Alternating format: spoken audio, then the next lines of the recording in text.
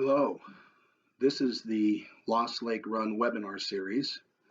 The Lost Lake Run is a 16-mile mountain race that raises money for the Cystic Fibrosis Foundation. The Lost Lake Run is held the fourth Saturday of each August, and the 2020 Lost Lake Run will be held August 22nd.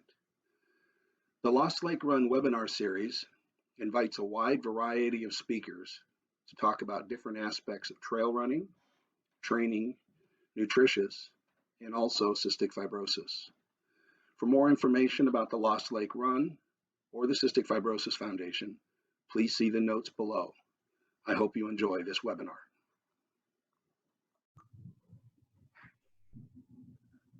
Good morning, and thank you for attending the 5th webinar for the Lost Lake Run. This morning we have as our guest Rachel Bornheimer. Rachel is with Rebound Sports and Orthopedic Physical Therapy, and she's going to talk to us about the role of physical therapy and injury prevention for runners. Good morning, Rachel. Good morning. Thanks for having me. You're welcome, and I appreciate you making some time today. I always like to start off a little bit with your Alaska story. Where were you born? How did you get to here? Can you give us a little bit about your origin story, if you will? Yeah, of course. I grew up down in Homer. I was born down there and lived down there until I went to college.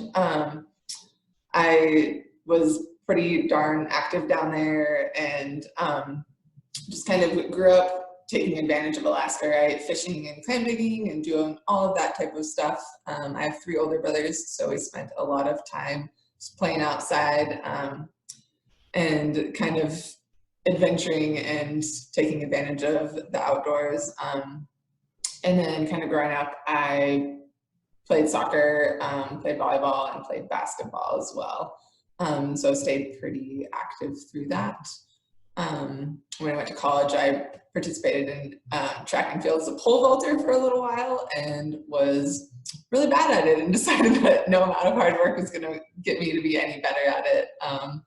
But just kind of being active is something I think that most Alaskans really enjoy, and I was one of those who does. So you have an extensive education. Tell me a little bit about where did you go to school, what did you study, and more importantly to me sometimes is, what got you interested in physical therapy, and how did that interest lead to your education and where you are now? Yeah, so I knew pretty early on when I was kind of deciding what I wanted to do that I wanted to work in healthcare. Most of my interaction with healthcare up through high school was really just with my family doctor. And I was pretty sure that that wasn't what I wanted to do. Had an awesome family doctor, but I just didn't like the idea of kind of drugs being the answer to a lot of stuff. And I didn't like that, you just get to see someone for maybe 5 minutes here and there every once in a while. So my mom had actually suggested physical therapy, and I didn't really know anything about it, but kind of looked into it and realized that it just really aligned with my thoughts of exercise being medicine, and kind of a good, healthy way to heal your body. And also found that, you get to actually see people and interact with them and spend time getting to know them, and help them on a level, it's just a little bit different than kind of that physician setting where you just get to see them for a couple minutes here and there. So I did my undergraduate work at Pacific University in Oregon. I got a degree in exercise science there, which is not a degree you can do a lot. You were kind of going into something else with it. And I applied to PT school kind of all around the country, but ultimately decided on Columbia University in New York City. PT school is a 3-year program after your undergrad, and you end up with a doctorate, and then you get to go practice in kind of whatever setting that you want to work in. I was really lucky that as a student, I was able to come up to Alaska and do one of my clinical internships with Rebound. And so I was kind of already familiar with the company. And after I finished school, I applied here, and I've worked here for almost 6 years now. Wow. And that's kind of been my career so far. So kind of doing a segue, but Rebound has been a big supporter of the Lost Lake Run. Eric Steenberg has been supporting this race, I want to say, for at least 10 years with a team. Yeah. And he's been very generous. You yourself, are you a Lost Lake runner? Yeah, so since I started with the company, which was I didn't do it my very first year, 2014, but I've been doing it since 2015. Okay, yeah. So you're halfway home to being a legend. Well, last year didn't count, right? I don't know how that works. Yeah, you know, I'm not sure how we'll handle that, to be honest. Yeah. It's a good question. I'm glad you brought that up. Sorry. So 5 years, and then hopefully this will be your 6th year on the trail. That's wonderful. Yeah. What other kind of running do you do? Have you been a runner since college? Have you been a runner in college? How did that part of your training get involved? Yeah, you know, I really started running in college. Going from all of those team sports and always having practice and always having an open gym and something going on, and then going to college and being in a new place and not really knowing people and not having those organized sports, I needed something to do. I've never really been like a go and exercise in the gym kind of person for the most part.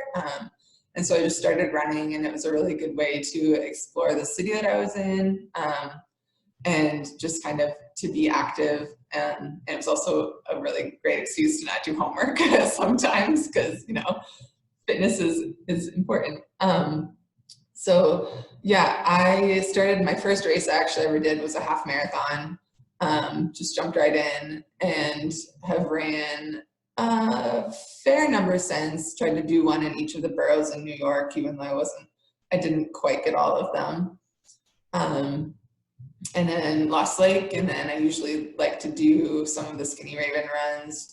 Was really looking forward to the Twilight 12K, but sounds like we'll get to do that virtual now. Yeah. Wonderful. How many miles a week do you typically run? You know, it varies a ton depending on the season. Some, you know, I go through seasons where I don't really run at all and I focus on other stuff. And then I would say at my very most, I would maybe run 20 miles a week, and that's not super often. I really enjoy running. In college, I ran a lot more than that. But kind of since I've been back, I enjoy running, but I also really enjoy hiking and biking and doing a lot of other things. So as being someone that's very active, you know, a runner, it sounds like you do a lot of biking and other things, hiking, you've got an appreciation for injuries, and, you know, the impact they can have on your lifestyle. Have you yourself experienced injuries and had to go through your own physical therapy? You know, I've been super fortunate, I guess, or unfortunate, depending on which way you look at it. I've never had to do actual formal physical therapy. I did have some injuries in high school that probably would have benefited from it, but it just wasn't really something that was happening in Homer at the time. Unless you had a surgery or broken something, they weren't referring people to physical therapy. And then since then, I was pretty good until a couple of years ago, and then I was a PT and was able to kind of work through stuff on my own and with the help of coworkers and stuff. So didn't have to do yeah, I've never actually experienced physical therapy. I've heard about it, but for someone like me who hasn't done physical therapy, what does physical therapy mean? Yeah, well, so physical therapy is going to look different depending on where you go, for sure. But I can kind of walk you through what it would look like here. And specifically for sort of a running type injury. But physical therapy almost always starts with an initial evaluation, and that's where we just want to get to know you and get to know what's going on, try to identify if there are certain structures that are irritated or injured, and just kind of figure out what the big picture looks like. We'll almost always start with just talking and trying to figure out, you know, what causes pain. Was there an initial onset of it, or is this just kind of crept up on you? The things that make it worse, things that make it better, all of that. And then we'll go into kind of taking some measurements. We'll measure motion at different joints, strengthen different muscles, and just get a good idea. We usually measure both sides so we can kind of compare, you know, are you missing motion here? Is this muscle weaker than the other side? And we'll compare to the other side, but we'll also kind of compare to known norms that we have, just in case you've had an injury on that other side. Maybe it isn't quite normal like it's supposed to be. From there, things can kind of diverge based on where someone's at. If you're able, the next step is kind of to get you up and moving a little bit and look at what movement looks like. So I want to see, you know, does someone squat how we want them to? Is someone walking normally, or do they have a limp? If we're able to, and it is someone who's a runner, we're going to put them on the treadmill that first session, and take videos of how they walk and how they run. If they have multiple different pairs of shoes, we're going to check and see, you know, what those different shoes do to their mechanics. If someone's not able to do that, then we're going to start with just some treatment type stuff, whether that's massage or stretching or things like that, to start getting them feeling better. And then we almost always end that first session with exercises. So trying to make sure that you've got some things to take home with you and get started on. It's typically not a ton of stuff, 2 or 3 exercises that are really focused on kind of the big impairments that we found during that first session, and then kind of go from there. Sessions after that are super, you know, it kind of depends on what's going on, but really focused on movement, and physical therapists are movement specialists. Our goal is to, you know, make sure that the body is moving as well as it can. So we spend a lot of time correcting movement patterns, learning exercises to focus on muscles that are weak, learning stretches to focus on muscles that are tight, and then kind of going from there based on what each person needs. Wow, I've got like a dozen questions based on what you just said. Let me start with movement. I mean, that that to me, what you just said was something, I guess, enlightening, in that you guys are really movement specialists. Mm-hmm. So if someone came in and they have, let's say, a chronic pain but not an injury, mm-hmm. and you look at their movement, would you possibly alter the way they run or the way they walk or the way they stand based on? Absolutely. So someone could actually learn to run differently as a result of physical therapy. Yeah, absolutely. And that is, you know, running is a tricky situation where people are running for a variety of different reasons. And some people run with terrible mechanics and they're super fast, awesome runners, and they never have pain from it. And that's fine. But when someone comes in and they do have something that's bothering them and it's this chronic thing, we're going to look at how you're moving and we're going to try to fix it for sure. We're going to do it piece by piece because we can't do a million things at once and try to figure out what's working and what isn't. But kind of big things are to look at your footwear and make sure that you're not wearing shoes that are messing you up. And then for sure, change cadence a little bit, change stride length, change core activation, all sorts of different things depending on exactly what we see. We really like to take videos so that we can slow it all down and really point out kind of where the movement flaws are happening. And can go from there. I think my personal opinion is people run differently on a treadmill than they do on a track or on a road. When you do the videotaping, do you do most of that on the treadmill and then hope that it translates? Yeah, so we do have to video on the treadmill just because it's the only way that you can get kind of that consistent picture that you need. Studies show that if you give people about 5 minutes to warm up, that they will fall into their normal patterns. Those first 5 minutes are super wonky and people tend to be all over the place. But after that, you just get them a little bit warm and they tend to go into those normal habits. Oh, interesting. So they'll fall into their normal rhythm at that point. Mm-hmm. Now, one of the thoughts is, it seems to me like maybe that if you're a young runner, you should go to a physical therapist and make sure you're running correctly so that as you age, you're not doing something that's causing damage to your body. Because I think I've heard of people who will run, but they have poor mechanics, and then they start wearing at their joints, their knees get bad, their hips, and they have these chronic pains or disabilities. So is that a good strategy? It's absolutely. I think that if you can make it happen, seeing a physical therapist and having a movement assessment is super important. And it doesn't mean that, like I said, we're not going to change every single thing that you're doing, but we're going to try to point out where some things are going wrong that could become big issues later, and just try to correct them a little bit. Things get a little bit tricky with insurance, and that insurance only wants to cover things that are painful.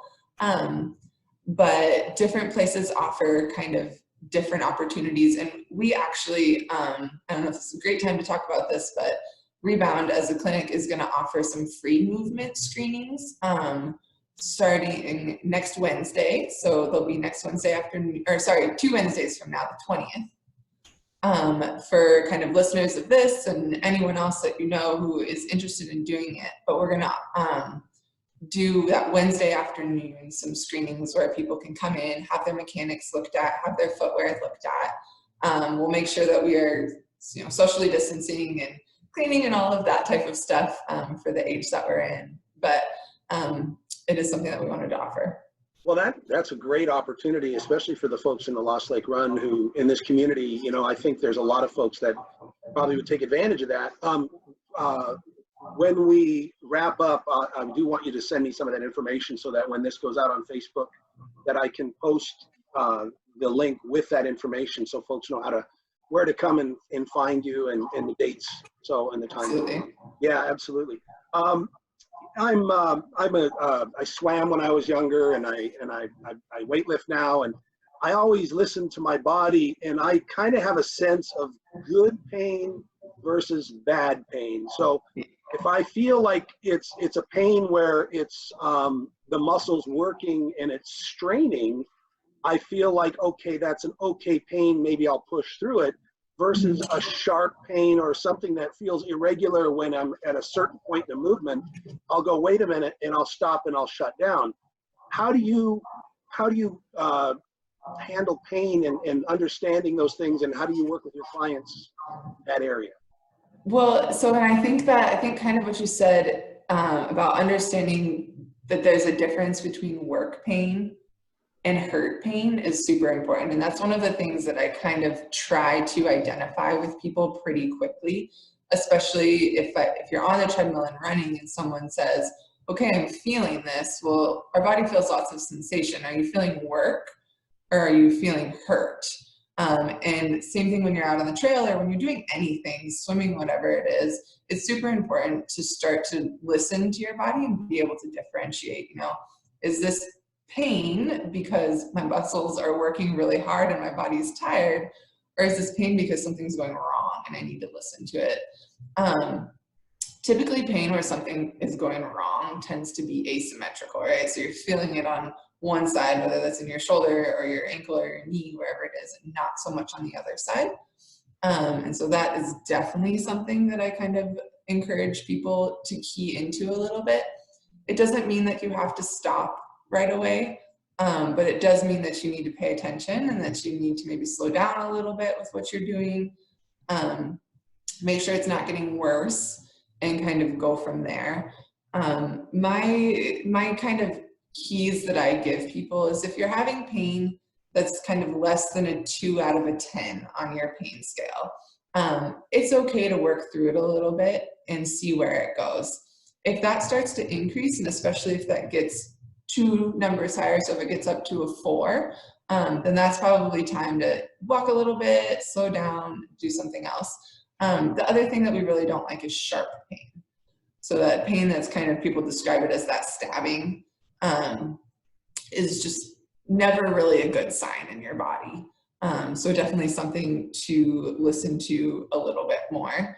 The other big thing to think about with pain is that, if you had pain today during your run and you rested and then you felt better the next day, that's awesome. Some tissue in your body was a little bit irritated and it was able to recover, and it's fine. But if you have pain that's continuing or progressing or seems like it's nagging, it's worth getting it looked at and figuring out what's going on. That doesn't mean that you're going to have to do PT for the next 5 years, and it doesn't mean that you're going to have to stop running. But going now when it's just this nagging pain and do a session or two, and then it doesn't become a big, stress fracture or something like that where you're out for months. Yeah, and I think what I've heard other people say is if they have a pain in an area in their body, they'll compensate. And so the compensation almost turns out to be worse than the original pain had they tackled it.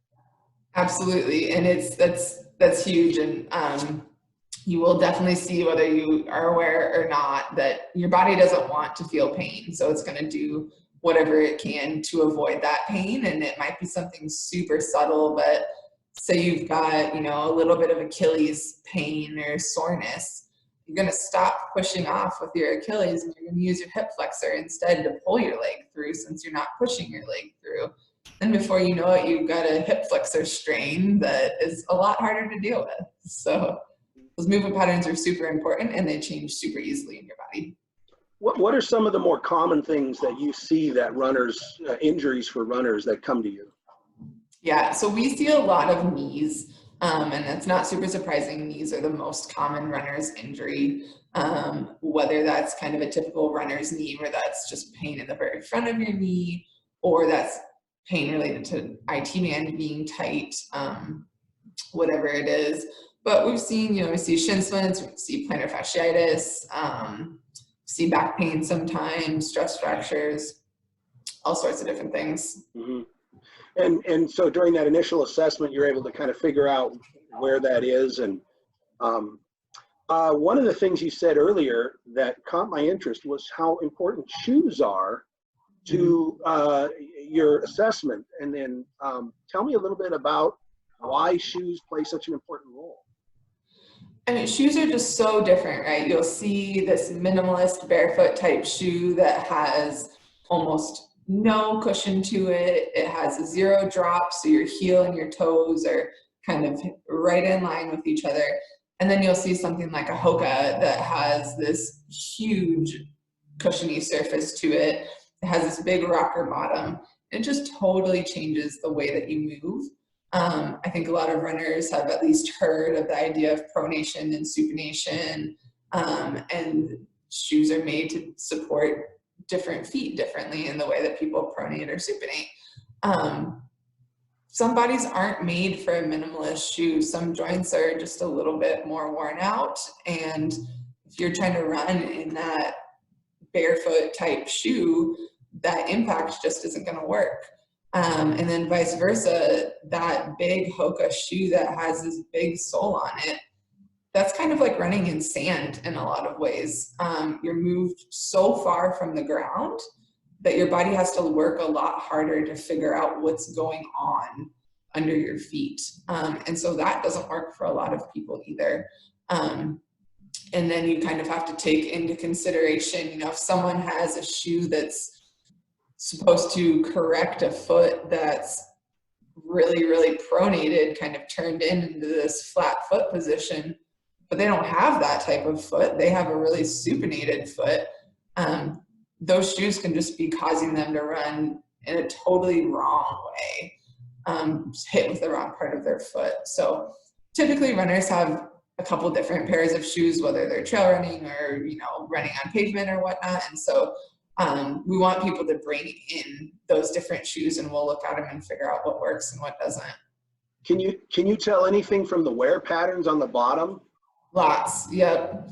Yeah. And you'll see shoes are naturally going to wear differently based on your strike and based on all of that type of stuff. And that's okay. Different people strike on different parts of their feet.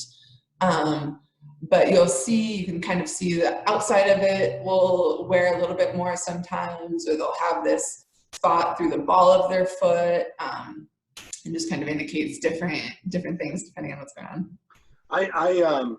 I've noticed that I'll wear out my tennis shoes on the top.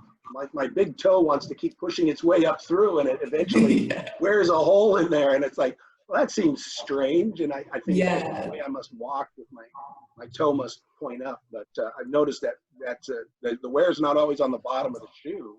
It can be on the top of the shoe too. It definitely can be, and something like that sometimes it means that you have a little bit of a stiffer ankle, and so you're working with using your toes and kind of that anterior tibialis on the front of your leg to help pull your foot up to try to clear it when you're walking. Yeah. So I got big old flat feet, so me and Frodo. You've talked about some of the common injuries.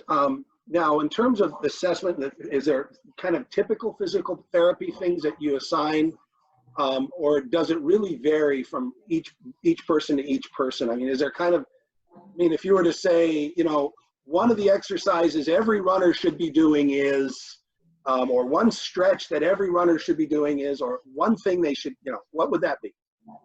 you know, it really varies a lot. I will say that in general, runners tend to have weaker hips than they should. Like if I had to pick one muscle group for people to really focus on, I would say it's probably their lateral hips. So not the big butt muscle, the glutes, but more the outside of the hips. Females tend to be worse than males in this category, just based a little bit on anatomy. But a lot of runners don't have your gluteus medius muscle in particular being quite strong enough. And that gluteus medius muscle is the muscle that allows you to stand on one leg and not have your hip collapse every time that you do that. And running is basically a series of standing on one leg at a really high pace, right? So that muscle is super important. If I had to pick another one that I would throw in there with it, it would be core strength. And that people really don't always pay attention to their core as much as they should, but it makes a huge difference, especially as you start to fatigue and you're doing some of those longer distances or faster speeds. And when I hear core, I think of things like planking, crunches, knee raises. Do you have a variety of exercises that you like to prescribe for core? I do. Planks are an awesome exercise, and they're one that generally people are familiar with and do pretty well on their own. I think as any physical therapist is very particular in how an exercise is done, and we always want to be kind of touching and cueing some of these things. But I always kind of tell people with a plank, if you think about tucking your tail a little bit and kind of doing a posterior pelvic tilt, that kicks your abdominal muscles in quite a bit more, and then it's a little bit more successful. And then the other thing I tell people is to just think about using your stomach muscles when you're running, when you're doing your other exercises. There's a big difference between just running and then running where you're actually actively engaging your core. So as you're running, instead of listening to the music, you should be thinking about what your muscles are doing. Just a little bit, at least, you know, for a little while until it becomes a little bit more of a natural habit. When we were kind of preparing for this, one of the things you brought up that I've seen but didn't think much about was how this idea of aqua jogging or aquatic running is gaining some momentum. Can you tell us a little bit about the benefits of that? Yeah. And there's kind of two different applications of water running, right? So you'll see either people in a pool with like a belt around their waist, and they're not actually on the ground. They're just going through those motions. And then where more research is being done is an actual treadmill in the pool, where you're running on that treadmill surface, just like it would be on land, but it's in the water. We're super lucky that we have 2 aquatic treadmills in our clinic. And so that's kind of what I'm most familiar with. That's where a lot of the research is. But kind of the really big one, right, is that you're buoyant. So you're floating and a lot of that impact is reduced. That can be super good for someone who has pain and just can't tolerate that impact. But it can also just be a good way to give your joints a little bit of a break. Other less obvious things are that you have the hydrostatic pressure of the water. Doesn't seem like it should be a lot, but it's enough that it actually assists both with kind of venous return, so helping clear some of the lactic acid out of your muscles, and with kind of cardiovascular conditioning. So that's pretty cool. And then kind of another more obvious one is you're running through water instead of air, right? So it's much thicker. And so you get a lot more upper body work and a lot more core work because you have a lot more resistance in those areas. You'll also, for people who need maybe a little bit more activation and use of their hip flexors, they're having to pull through the water a little bit more, and it helps with that. And then a lot of the actual treadmill versions have jets with them. So you can turn those jets on and they'll push back at a person. And you can make someone have to fight against those jets, which also really helps with your core.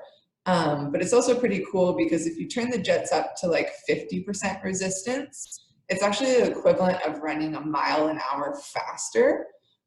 So maybe someone who isn't able to tolerate that quick turnover to run 6 miles an hour or whatever, they can run 5 miles an hour, turn the jets up and get all of the cardiovascular benefits of running at that 6 miles an hour. If you turn the jets up to 75% resistance, then you actually mimic running 2 miles an hour faster.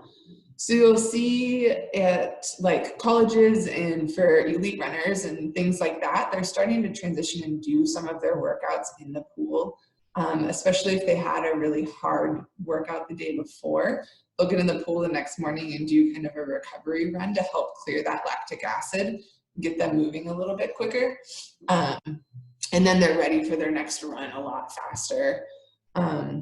We use it a ton here because obviously we're a little bit more injury-based versus performance-based, just to take advantage of a lot of the buoyancy type benefits from it, where we can get people moving and back to doing something that they enjoy a lot faster than we could if we had to wait till they were able to run on land on a treadmill.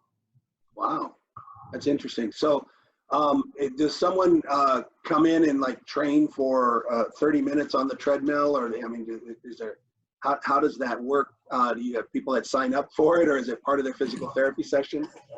So it's typically part of a physical therapy session, which we usually will start with land-based exercises, kind of really focusing on movement pattern type stuff. And we'll have people in the gym for about an hour, and then they'll go and do the treadmill after, just depending on what is appropriate for them, how long. Every once in a while, we've worked with some kids from West High, one female in particular who was just having a really hard time increasing her mileage in a week, and just every time she'd try to bump that mileage up a little bit, she would get pain somewhere, knees or shins or wherever. And so we've worked with her and let her kind of sign up for a time where it wasn't super busy in the gym, and get some mileage in the water on top of her typical land miles. And she was eventually actually able to increase her overall land mileage. So that was kind of fun to see. That's wonderful. Wow. One of the things that we didn't talk about before, but came to mind as you were talking, is heat therapy, hot therapy, cold therapy, or what I've heard about in Scandinavian countries is they will cycle that back and forth, where they'll put you in a cold bath for a couple minutes or as long as you can tolerate it, and then go back to a warm bath, and then they repeat that several times as a way to reduce swelling and soreness in the muscles. What's your thoughts on that? You know, ice and heat are both kind of a really hot topic. There's a big movement away from ice and icing right now, and towards using heat a lot more. I honestly don't know the research on it, but I can just say from my clinical experience, both can be super beneficial. And I've definitely had times where we kind of do some of that cycling back and forth. We have a cold whirlpool that we can put in our pool room next to the pool, and we'll cycle people between a couple minutes in the cold whirlpool and a couple minutes in the warm pool. And people do really well with it. So my big takeaway is if you have a super acute type injury that just happened, put ice on it, but otherwise do what makes you feel better. Okay, so listen to your body is really important. Yeah. Yeah. So how much success in physical therapy, if someone's had an injury or they have a chronic injury, is based on compliance versus just coming in, and how do you assess that? Do you, because I think there's some people that they need the accountability, come in and do it, and other people are very good at going home and they'll do their prescribed routine. How does the success of physical therapy vary depending on compliance? Yeah, so this is a conversation that I have learned to just be pretty upfront with people about. Physical therapy is going to take time to make you feel better because we're trying to make lasting changes. So it's a little bit different than like a chiropractor or somewhere where you go in, you get popped or adjusted, and then you're good to go. We're trying to really truly change strength or change motion. And true muscle strength changes take 4 to 6 weeks of consistent work. You can adjust, you can kind of teach your body to better activate a muscle pretty quickly, and that will help with short-term strength gains, but actual true muscle hypertrophy for that muscle to get bigger takes 4 to 6 weeks. So I like to kind of prepare people that it's going to take a little bit of work and a little bit of time to make those lasting effects in your body. And then the first session, like I said before, we always are assigning those home exercises. And I just tell people, you have to do these every day. If you don't do them every day, it's going to take longer to get better, and that's your choice. But most runners are pretty motivated and they really want to get back to doing something. So I just try to be upfront and honest with it. And then when we schedule subsequent visits, I ask people, are you someone who's going to do your exercises at home? Because if you are, we can do this, once a week, once every other week, something like that. As long as, when you come in, we progress your exercises and you keep working on this stuff at home. If you're not someone, then maybe I'm going to ask you to come in 2 or 3 times a week so that you're here and putting in the amount of time to get it done. Honestly, 2 to 3 times a week still isn't going to be enough to get things addressed quite as quickly as you otherwise could if you did it every single day on your own. But it's going to be a lot better than once every 2 weeks. So I just have a really honest conversation with people, and people generally know right away, like, nope, I'm not a person who's going to do my exercises. Like, just make me come in and do this. And then other people will maybe think that they'll do them and find out after their first week that they're not going to do them. And we kind of adjust as we need, but that your success is really based on putting in the time and the work. Right. I mean, it's the same with anything, right? Running, work, learning, it doesn't, there's no quick fix here. It takes time and energy, and the more you put into it, the more you get out of it. So that's, I guess that just makes sense. One of the things that, with the Lost Lake Run in particular, is we have a wide range of age groups. I think we've had someone as old as 80 complete the Lost Lake Run, which is just fascinating. And we tend to skew more toward the older runners, but as we age, we start seeing more and more chronic injuries. Our first webinar was with Flip Foldiger, who's been running mountains for 50 years, and he talks about he'll have this issue or that issue, and he has to warm up, and in general, as a runner ages, what are some of the things that they should be thinking about doing so that they can extend their running career as much as possible? I mean, so there are going to be changes that just happen in your body as you age, right? Some things you can't change. One of the big things that you see with people and runners in particular, and we kind of say over the age of 40, which is not old, but it's considered an old runner, is that the ankle tends to get really stiff, and the Achilles tendon and the calf muscles start to just function differently than they used to. So you can prevent that or slow it down a little bit just by making sure that you're stretching regularly at the ankles and those calf muscles, and that you're doing calf strengthening exercises. Some of it's nature, and it's just is what it is. But when that starts to happen, it's kind of like the example I gave before, but if you're not able to push off and create that propulsion as much each step, from your calf muscle because it's not working quite like it used to, then your hip flexors have to start working a lot more. And so stretching the hips as well then becomes really important so that you aren't getting really stiff and overused there. So I would say stretching is important no matter what your age is, but it becomes more important as you age. Joints in general become stiffer as you get older, and so just trying to fight that as much as you can will help. There is this like crazy misconception that as you run more and as you age, your chances of arthritis really elevate and get worse and worse and worse, and that's actually not true. They've done tons of research and they've kind of found that running is not related to development of osteoarthritis in your knees or your hips, and that actually people who have osteoarthritis and choose to continue running tend to feel better than people who choose to kind of switch to walking or doing something like that. But there are all sorts of things that if you do have osteoarthritis and you're still trying to run, you can kind of switch around and try changing, and some of that stuff that we talked about already, kind of with footwear, things like that. What about, you mentioned stretching.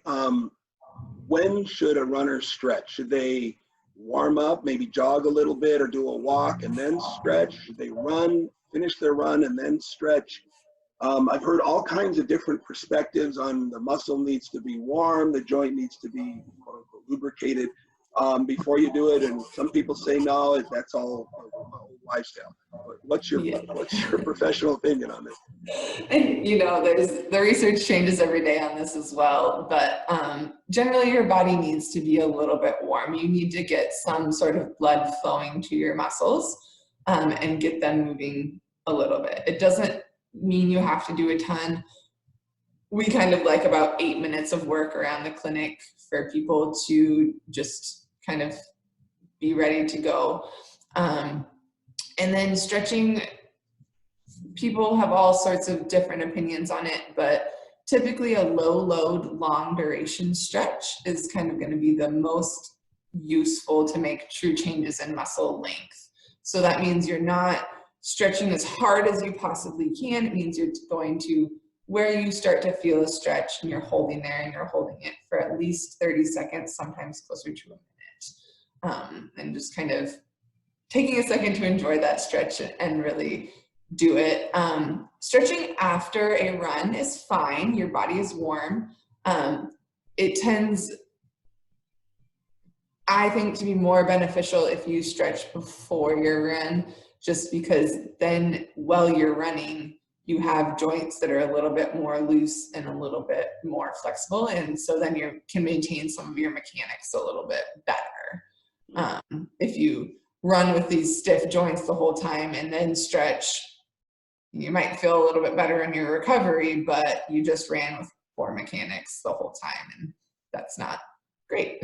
Right. And that's going to lead to other problems, I imagine, downstream. Yeah.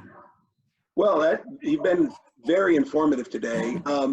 As you know, in terms of closing, what would you want runners to know, about physical therapy? That kind of what is the take-home message you'd like them to carry away from the webinar today? I would just say, I've kind of touched on this a little bit already, but I would just say that physical therapists are a tool for you to have in your toolbox as the runner, just like your different shoes and all of that type of stuff.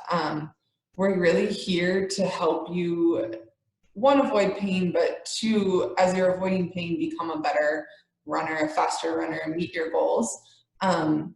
If you're going to a physical therapist and you're saying, I'm a runner, I have these important things that I want to do, and they're not putting you on a treadmill, they're not watching you run, it's probably worth finding someone who will, and who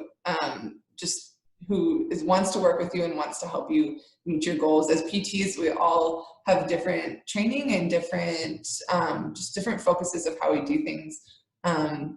But the big thing is to find someone who wants to work with you and work hard, and just know that it's okay to do 1 or 2 visits, you know, just because you're having this weird nagging pain, and get it addressed, versus waiting until it becomes this big thing and then you're out for a long time. Yeah.